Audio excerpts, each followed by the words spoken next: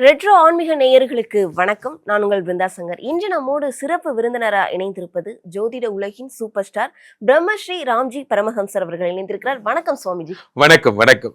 கண்டிப்பா நம்ம சனிப்பயிற்சியில இருக்கக்கூடிய பலன்கள்லாம் பார்த்தோம். அதை தொடர்ந்து இருக்கக்கூடிய 5 கிரக சேர்க்கையை பத்தி மக்கள் கேட்கிறாங்க. இந்த 5 கிரக சேர்க்கை என்னென்ன, எல்லா ராசிக்காரர்களுக்கும் எந்த மாதிரியான பலன்கள் இருக்கும்? 5 கிரக சேர்க்கை. இதுல முக்கியமான விஷயம் என்ன அப்படின்னா, இந்த மார்ச்ல நிறைய விஷயங்கள் நல்லது நடக்க போகுது. முக்கியமா மார்ச் 6ஆம் தேதி சனி கும்பத்திலிருந்து மீனத்திற்கு வருகிறார். அது எல்லாருக்கும் தெரியும் வாக்கியப்படி. ஆனா தெரியாத விஷயம் நிறைய இருக்கு. 12ஆம் தேதி குரு பகவான் வக்ர நிவர்த்தி அடைகிறார். சூப்பர். அடுத்ததாக சூரிய பகவான் 15ஆம் தேதி என்ன பண்றார்? மீனத்திற்கு வருகிறார். சூப்பர். அடுத்ததாக புத பகவான் இவர் 3ஆம் தேதியே வந்துட்டார், மார்ச் 3. அடுத்ததாக அப்படி வரிசையா செவ்வாய் பகவான் மார்ச் எண்டில் ஏப்ரலில் என்ன பண்ணுறார்? மீனத்திற்கு வருகிறார். இப்படி இவங்க எல்லாருமே மொத்தமாக ஒரு இடமா சேர்ந்து மீனராசியில் சந்திக்கிறார்கள். இவங்க இந்த மீனராசியில் இருக்கும் பொழுது என்னெல்லாம் நற்பலன்கள் ஏற்படும்னா, காலபுருஷ தத்துவத்தின்படி 12ஆம் இடம் என்பதால் இவர்கள் அத்தனை பேருமே புனிதர்களாக அருள் தரக்கூடிய அற்புத கிரகங்களாக மாறிடுறாங்க. அவ்வகையிலே இவர்கள் அத்தனை பேருமா எந்தெந்த ராசிக்காரர்களுக்கு கோடீஸ்வர யோகத்தை தரப்போகிறார்கள், யாருக்கெல்லாம் குழந்தை பிறக்க போகுது, யாரெல்லாம் வெளிநாடு போக போறீங்க, யாருக்கெல்லாம் பெரிய ஜாப் கிடைக்க போகுது, கோடீஸ்வர யோகம் யாருக்கு என்பதை ராசி ரீதியாக நாம் பார்த்து விடலாம். சுவாமி, துலாம் ராசிக்காரர்களுக்கு இந்த சனி பயிற்சியை தொடர்ந்து வரக்கூடிய 5 கிரக சேர்க்கை எந்த மாதிரியான பலன்கள் கொடுக்கும்? துலாம் ராசிக்காரர்களை பொறுத்த வரைக்குமே விபரீத ராஜயோகம் வரக்கூடிய ஒரு ராசி என்றால் இந்த 12 ராசிகளில் நீங்க மட்டும்தான். விபரீத ராஜ, அது என்ன விபரீதம்? விபரீதம் இல்லைங்க, விபரீத ராஜயோகம் அப்படின்னா என்ன அப்படின்னா, சனி பகவான் 6ஆம் இடத்திலே மறைகிறார். சனி பகவானுக்கு 3, 7, 10ன்னு 3 பார்வை உண்டு. 6ஆம் இடத்தில் மறைந்த சனி பகவான் 6, 7, 8 பார்க்கிறார், 12 பார்க்கிறார், 3 பார்க்கிறார். ஜோதிட சாஸ்திரம் சொல்லுகிறது நண்பர்களே, யாரெல்லாம் எந்த கிரகமெல்லாம் 3, 6, 8, 12 தொடர்பு கொண்டிருக்கிறார்களோ அது விபரீத ராஜயோகத்தை தருகிறதுன்னு சொல்றாங்க.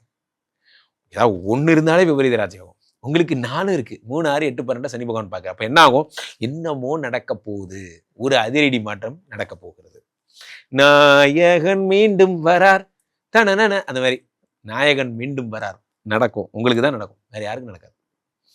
நண்பர்களே, ஒன்று நன்றாக புரிந்து கொள்ளுங்கள். நீங்கள் எதையெல்லாம் விட்டுட்டு வந்தீங்களோ, எதெல்லாம் ஒரு சாம்ராஜ்யமாக இருந்தீங்க, எல்லாத்தையும் இழந்துட்டீங்க, இப்போ ரொம்ப கஷ்டப்படுறீங்க என்ற நிலைமையில் இருந்தீங்கன்னா, சனி பகவானுடைய அருளாலே உங்களுக்கு இழந்த சாம்ராஜ்யம் மீண்டும் கிடைக்கும். உங்களை அரசனாக்கி அழகு பார்ப்பார். 6ஆம் இடம் என்பது ஒரு விஷயம் நண்பர்களை. இப்பொழுது கூட என்னோட சகோதரர்கிட்ட சொல்லிட்டு இருந்தேன், என்ன நீ யார் வேணா எதிரி நினைச்சுக்க, எனக்கு அதை பற்றி கவலையே கிடையாது. நான் யாரை எதிரி நினைக்கிறேன்னா அவன் தான் எனக்கு எதிரி. அந்த மாதிரி தான் துலாம் ராசிக்காரர். இதை மட்டும் மனசில் வச்சுக்கோங்க. நெஞ்சம் உண்டு, நேர்மை உண்டு, ஓடு ராஜா. காரணம் என்ன சொல்லுங்க? 11ஆம் இடத்துல இருக்கக்கூடிய 11க்குடைய பாதகாதிபதி சூரியன் 6ஆம் இடத்தில் இருக்கிறார். 6ஆம் இடத்தில் இருந்தால் என்ன ஆகும்? ஆஃபீஸில் நிறைய கோசிப்ஸ் வரும். என்றைக்குமே பிருந்தா உங்களுக்கு ஒரு சூப்பர் பஞ்ச் சொல்கிறேன், கேட்டுக்கோங்க, இதை மைண்டில் வச்சுக்கோங்க.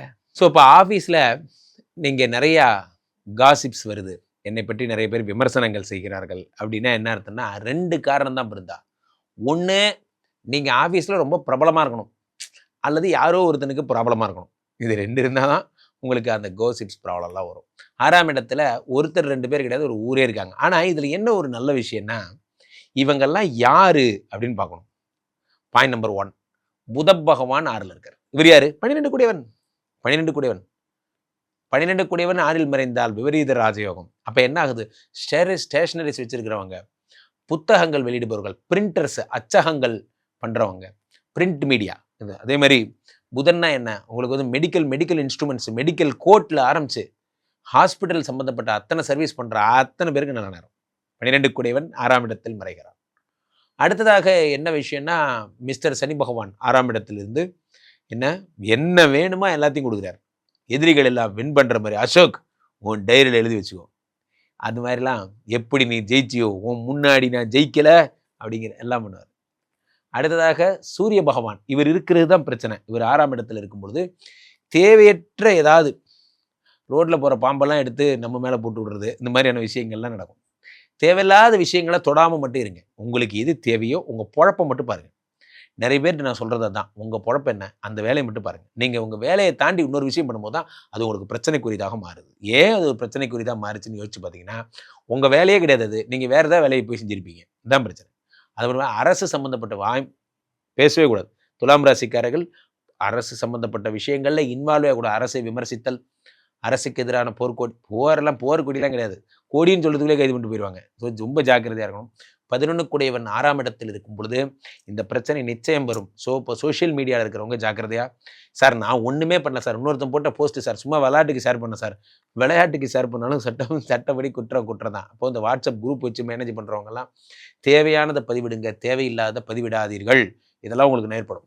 அதே மாதிரி உங்களுக்கு 2 கூடிய செவ்வாய் பகவான் இவர் 6ஆம் இடத்திற்கு வரார். இதான் பிரச்சனை.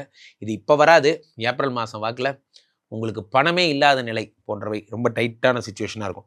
மொத்தத்தில் ஒரு விஷயம் என்னன்னா, துலாம் ராசிக்காரர்களுக்கெல்லாம் வேலை கிடைக்க போகுது. துலாம் ராசிக்காரர்கள் சத்ரு ஜெயத்தில் ஈடுபட போகிறீர்கள். ஆனால் தேவையில்லாத விஷயங்கள் தலையிடாமல் இருக்கு. கண்டிப்பா இவர்கள் எந்த மாதிரியான வழிபாடுகளை மேற்கொள்ளலாம் சாமிஜி? சூரியனாரை வழிபட வேண்டும்.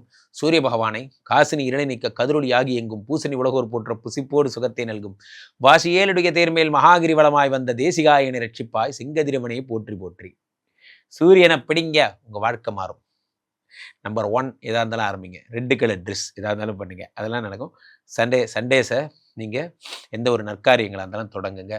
சூரியன் தான் உங்களுக்கு தெய்வம், அவர் காலிலே விழுந்துருங்க. அதே மாதிரி ரெட்டில்ஸ் போனீங்கன்னா சூரியனார் கோயில் வரும், அங்கு சென்று ஞாயிறு கோயிலுக்கு சென்று சூரியனை வழிபடுங்க. சுவாமிஜி, இந்த சனி பயிற்சியை தொடர்ந்து வரக்கூடிய 5 கிரக சேர்க்கையை பத்தி நம்ம நேரம் பேசணும். இந்த 5 கிரக சேர்க்கை என்னென்ன, இது எந்த மாதிரியான தாக்கத்தை கொடுக்கும் ராசிக்காரர்களுக்கு? ஒவ்வொரு ராசிக்காரர்களுக்குமா இந்த 5 கிரக பயிற்சியும் ஒவ்வொரு விதமான தாக்கத்தை ஏற்படுத்துகிறது. பொதுவாகவே பிருந்தா, இந்த காலபுருஷ தத்துவத்திலே சுக்கிரன் உச்சம் அப்படின்னாலே சும்மா ஜம்முன்னு இருக்கலாம். காரணம் என்ன அப்படின்னா, உலகத்துல சுகபோகங்களை, ஆடம்பரத்தை, சௌந்தர்யத்தை எல்லாத்தையும் தரக்கூடிய ஒரு ஆள் யாருன்னா நம்ம சுக்கிரன் தான்.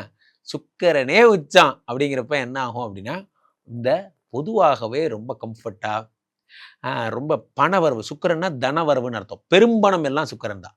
அப்போ பொதுவாகவே இந்த மார்ச் ஏப்ரல் மேல எல்லா ராசிக்காரர்களுமே நிறைய காசு, பணம், துட்டு, மணி வருவதற்கான விஷயங்கள் வந்துடும். சுக்கிரன் உச்சங்கிறப்ப காதல் எங்கெங்கு திரும்பினும், ஏப்ரல் மேயிலே பசுமை ஏயிலே அதெல்லாம் அது ஏப்ரல் மே, இது மார்ச். So no problem. அப்போ உங்களுக்கு ஃபுல்லாக இளமைக்கான மாதம் இது. சில பேர் இப்போல்லாம் நிறைய பேர் டைவர்ஸ் ஆனவங்களுக்கெல்லாம் கூட, உங்களுக்கு ஒரு நாள் ஆச்சு சார், எனக்கெல்லாம் இப்போ 50-52 வயசு ஆச்சு, 20 வருஷம் ஆச்சு சார், நான் அப்படியே பிரம்மச்சரியாவே இருந்துட்டேன். திடீர்னு ஒரு ஆளை பார்ப்பீங்க, திடீர்னு உங்களுக்கு இப்போ கல்யாணம் பண்ணிக்கணும்னு தோணும். எல்லாமே திரும்புதே நானே அப்படியே. சார், வாழ்க்கையில் ஒரு மனிதனுக்கு காதல்னு ஒன்று வந்துருச்சுன்னா அதுக்கப்புறம் மற்றதெல்லாம் தன்னால் நடந்துடும். அவங்க நமக்கு ஒரு டார்கெட் வைப்பாங்க, இனிமேல் நீ குடிக்கூடாதுப்பாங்க, விட்டுருவோம், இனிமேல் நீ வாழ்க்கையில் பெரிய ஆள் அனுப்போம். ஏதோ ஒரு சக்தி பாருங்க, அவங்களுக்காக பண்ணுறதா நினச்சி நீங்கள் உங்கள் லைஃபையே மாற்றிக்கிறீங்க பார்த்தீங்களா? அதுதான் காதலின் அற்புதம். நல்ல காதல் வாழ வைக்கும். ஸோ அப்போ சுக்கிர பகவான் என்ன பண்ண உச்சமாகிறார். இதோட சேர்ந்து என்ன ஆகுதுன்னா, எல்லா கிரகங்களுமே காலபுருஷ தத்துவத்தின்படி குரு வீட்டுக்கு வராங்க. 2 விஷயம் இருக்கு பிருந்தா. எந்த கிரகமாக இருந்தாலும் குரு வீட்டுக்கு வந்தால் புனிதராயிருவாங்க. ஸோ குருவிட வீட்டுக்கு இவங்க எல்லாரும் வர்றது மிக அற்புதமான விஷயம். இவர்கள் பொதுவாகவே யாருக்குமே எந்த ப்ராப்ளமும் பண்ணக்கூடியவராக இல்லை. அதில் ரொம்ப முக்கியமாக நான் 2 விஷயம் சொல்லணும். 1, இந்த பக்கம் மிஸ்டர் சனி, இந்த ஆள் இப்போ தான் பெயர்ச்சி ஆனார். 6ஆம் தேதியிலிருந்து மீனராசியில் உச்சம் பெற்றார் குருவுடைய வீட்டில். இந்த பக்கம் மிஸ்டர் குரு வக்கர நிவர்த்தி அடைஞ்சார். இது 12ஆம் தேதி. இனி உங்கள் வாழ்க்கையில் பெரிய ப்ராப்ளம் எதுவுமே நடக்காது. கண்டிப்பா இந்த 5 கிரக சேர்க்கையை பத்தி நிறைய விஷயங்கள் சொல்லியிருந்தீங்க. கண்டிப்பா இது மக்களுக்கு ரொம்பவே பயனுள்ளதா இருக்கும்.